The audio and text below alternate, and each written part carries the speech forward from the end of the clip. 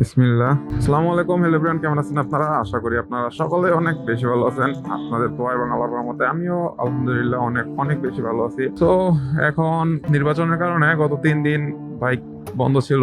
তো সেই কারণে রাস্তাঘাটে বের হইতে পারি নাই, আর মোটরব্লগও শুট করা হয় নাই। এন্ড আজকে বের হইলাম প্রায় 3-4 দিন পর। রাস্তাঘাট কিন্তু মোটামুটি ফাঁকা। আজকে হচ্ছে রবিবার, বাইক চালু হয় আপনার শনিবার থেকে, মানে কালকে থেকে বাইক চালু হয়। তো আমি আজকে মোটরব্লগ আজকে আমি ভিডিও শুট করতেছি।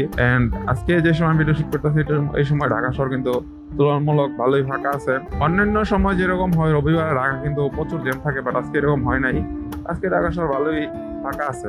নির্বাচনের কারণে 3 দিন বাইক বন্ধ রাখছে। আমার মনে হয় এটা ওই বাইক দিয়েই তো ঝামেলাগুলো করে, তাই না? সেই কারণে বাইকটা বন্ধ রাখছে। কারণ বাইক দিয়ে আপনার একটা অকারেন্স করে দেন পলা যেতে সহজ হয়, যেটা আবার সিএনজি প্রাইভেট কার দিয়ে এত সহজে পলা যেতে পারবে না। বাইক যেহেতু বন্ধ ছিল, সেহেতু 3 দিন ঢাকা শহর ছিলাম না। সো ঢাকা শহর আই থিঙ্ক এই 3 দিন মোটামুটি ভালোই ফাঁকা ছিল। এন্ড এখন আজকে 3টা বাজে এখন সময়। আজকে এই 3টা বাজে বাসার দিকে চলে যেতেছি, কাজ কাম শেষ।